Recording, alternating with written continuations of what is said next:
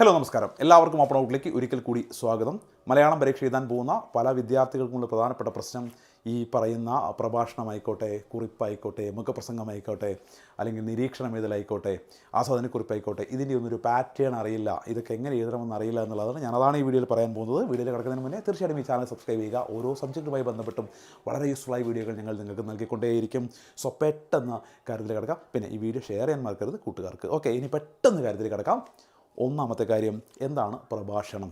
പ്രഭാഷണം എന്ന് വെച്ചാൽ ഒരു പ്രസംഗം തന്നെയാണ്. എന്താ പ്രസംഗം ഞാൻ പറഞ്ഞു തരേണ്ട ആവശ്യമില്ലല്ലോ. ഒരു വിഷയത്തെക്കുറിച്ചൊരു വ്യക്തി ഒരു സദസ്സിനോട് സംസാരിക്കുന്നതിനാണ് പ്രസംഗം എന്ന് പറയുക. അതുപോലൊരു കാര്യമാണ് പ്രഭാഷണം. പക്ഷേ പ്രഭാഷണവും പ്രസംഗവും നമ്മുടെ വ്യത്യാസം എന്താ? പ്രസംഗം വൈഡായിട്ട് ഒരു വിഷയത്തെക്കുറിച്ച് പറഞ്ഞു തുടങ്ങിയാൽ ഏത് രീതിയിലേക്ക് വേണമെങ്കിലും പോകാം. പക്ഷേ പ്രഭാഷണമാണെങ്കിൽ നമ്മൾ എന്തിനെക്കുറിച്ചിട്ടാണോ സംസാരിക്കുന്നത് ആ വിഷയത്തിലൂന്നി ആ വിഷയത്തെ ബേസ് ചെയ്ത് മാത്രമാണ് നമ്മൾ സംസാരിക്കുക.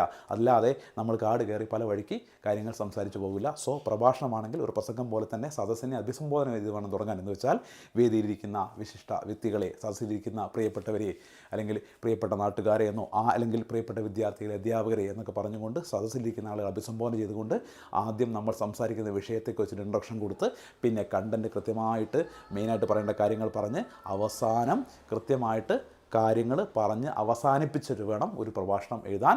പ്രഭാഷണം എഴുതുമ്പോൾ വിഷയത്തിലൂന്നിക്കൊണ്ട് മാത്രം ആ സബ്ജക്റ്റിൻ്റെ പുറത്തേക്ക് നിങ്ങൾ കിടക്കാൻ പാടില്ല. ആ വിഷയത്തെക്കുറിച്ച് നിങ്ങൾ സംസാരിച്ച് തീർക്കുക. ആ വിഷയത്തെക്കുറിച്ച് അറിയുന്ന ഒരാൾ അത് മറ്റുള്ളവർക്ക് വിവരിച്ചു കൊടുക്കുകയാണ് യഥാർത്ഥത്തിൽ പ്രഭാഷണത്തിൽ നടക്കുന്നത്. സോ പ്രഭാഷണം എന്ന് പറഞ്ഞാൽ പ്രസംഗമാണ്. ചെറിയ വ്യത്യാസങ്ങൾ മാത്രമേ ഉള്ളൂ എന്ന് മനസ്സിലാക്കുക. രണ്ടാമത്തേത് മുഖപ്രസംഗമാണ്. ഒരുപാട് കുട്ടികൾക്ക് കൺഫ്യൂഷൻ ആവുന്നൊരു കാര്യമാണ് മുഖപ്രസംഗം. മുഖപ്രസംഗം എന്ന് കേൾക്കുമ്പോൾ കുട്ടികളായിരിക്കും പ്രസംഗമാണ് എന്ന്. മുഖപ്രസംഗവും പ്രസംഗവും തമ്മിൽ ഒരു ബന്ധവുമില്ല. മുഖപ്രസംഗം വെച്ചാൽ എഡിറ്റോറിയലാണ്. ഒരു പത്രത്തിൻ്റെ അല്ലെങ്കിൽ ഒരു മാഗസിൻ്റെ എഡിറ്റർ ഒരു വിഷയത്തെക്കുറിച്ച് അവരുടെ കാഴ്ചപ്പാട് പത്രത്തിൽ നൽകുന്നതിനെ അല്ലെങ്കിൽ ആ മാഗസിനിൽ നൽകുന്നതിനെയാണ് മുഖപ്രസംഗം എന്ന് പറയുക. ഏത് പത്രത്തിലും ഒരു എഡിറ്റോറിയൽ ഉണ്ടാവും. മുഖപ്രസംഗത്തിൽ ഒരു കാരണവശാലും നിങ്ങൾ വേദിയിലിരിക്കുന്ന വ്യക്തികളെയെന്നോ അല്ലെങ്കിൽ സദസ്സിലിരിക്കുന്ന പ്രിയപ്പെട്ടവരെയെന്നോ പ്രിയപ്പെട്ട നാട്ടുകാരെയെന്നോ ഒന്നും കൊടുക്കാൻ പാടില്ല. കാരണം ഇത് പ്രസംഗമല്ല, ഇത് റിട്ടൺ ഫോമിൽ എഴുത്ത് രൂപത്തിൽ പബ്ലിഷ് ചെയ്ത് വരുന്ന സാധനമാണ്. സോ പ്രസംഗം പോലെ നിങ്ങൾ അങ്ങനെ ഈ സംഭവം ആരംഭിക്കരുത്. ഇതൊരു പ്രസംഗമല്ല.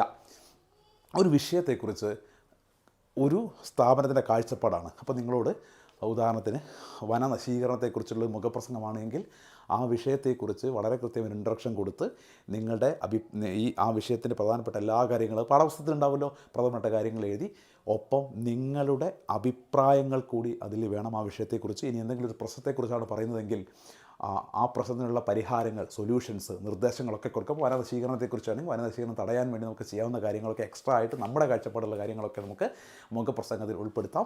ഒരു ഉപന്യാസം, ഒരു ലേഖനം എഴുതുന്ന പോലൊക്കെ തന്നെയാണ് മുഖപ്രസംഗം. അത് പ്രസംഗവുമായിട്ട് യാതൊരു ബന്ധവുമില്ല എന്ന് മനസ്സിലാക്കുക. പ്രസംഗമാണെന്ന് കരുതിയിട്ട് പ്രിയപ്പെട്ട നാട്ടുകാരെ ഞാൻ ഇന്ന് സംസാരിക്കാൻ പോകുന്ന വിഷയം എന്നൊന്നും പറഞ്ഞാൽ നിങ്ങൾ മുഖപ്രസംഗം ആരംഭിക്കാൻ പാടില്ല. ഒരു എസ്സേ തന്നെയാണ് മുഖപ്രസംഗം എന്ന് പറഞ്ഞാൽ. പക്ഷേ നിങ്ങളുടെ കാഴ്ചപ്പാട്, നിങ്ങളുടെ അഭിപ്രായം കൂടി അതിൽ എഴുതണം എന്ന് മാത്രം.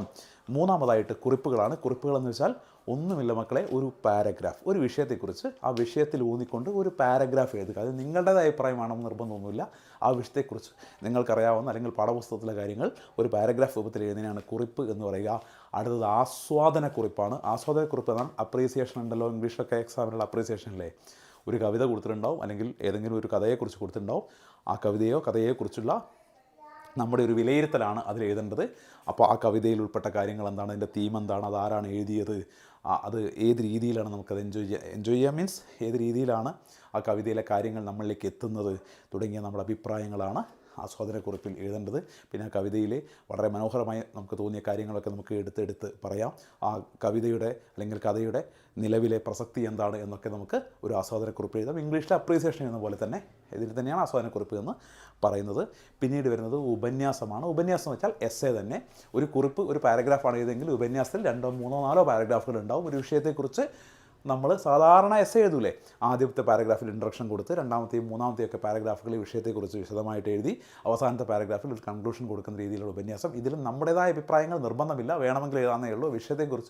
വിഷയത്തിൽ നിന്ന് തെന്നി മാറാതെ വേണം ഉപന്യാസം എഴുതാൻ വേണ്ടിയിട്ട്. പിന്നെ വരുന്നത് നിരീക്ഷണങ്ങൾ എഴുതുക എന്നുള്ളതാണ്. അപ്പോൾ നിങ്ങൾക്ക് എന്തെങ്കിലും ഒരു ടോപ്പിക് തരും, അതിൽ നിങ്ങളുടെ നിരീക്ഷണം എഴുതുക എന്ന് പറഞ്ഞാൽ നിങ്ങളുടെ അഭിപ്രായം എഴുതുക, നിങ്ങളുടെ ഒരു കാഴ്ചപ്പാട്, നിങ്ങളുടെ ഒബ്സർവേഷൻ എഴുതുക എന്നുള്ളതാണ്. അവിടെ പ്രാധാന്യം കൊടുക്കേണ്ടത് നിങ്ങളുടെ പോയിൻ്റ് ഓഫ് വ്യൂവിനാണ്. ആ വിഷയത്തെക്കുറിച്ച് നിങ്ങൾക്ക് പറയാനുള്ള കാര്യങ്ങളാണ് നിങ്ങൾ എഴുതേണ്ടത്. പക്ഷേ അത് പറയുമ്പോഴും പാഠപുസ്തകത്തിൽ കൊടുത്തിരിക്കുന്ന കാര്യങ്ങൾ ടച്ച് ചെയ്തുകൊണ്ട് വേണം നിങ്ങൾ നിങ്ങളുടെ അഭിപ്രായം. പലതും വായി തോന്നിയതുപോലെ എഴുതി വെക്കാൻ പാടില്ല. എങ്കിലും നിങ്ങളുടെ ഒരു അഭിപ്രായം, കാഴ്ചപ്പാടാണ് നിങ്ങളതിൽ എഴുതേണ്ടത്. ഓക്കെ, കാര്യങ്ങൾ മനസ്സിലായി എന്ന് കരുതുന്നു. വിശദമായിട്ടുള്ള വീഡിയോകളൊക്കെ മെയിൻ എക്സാമിന് മുമ്പേ നമുക്ക് ചെയ്യാം.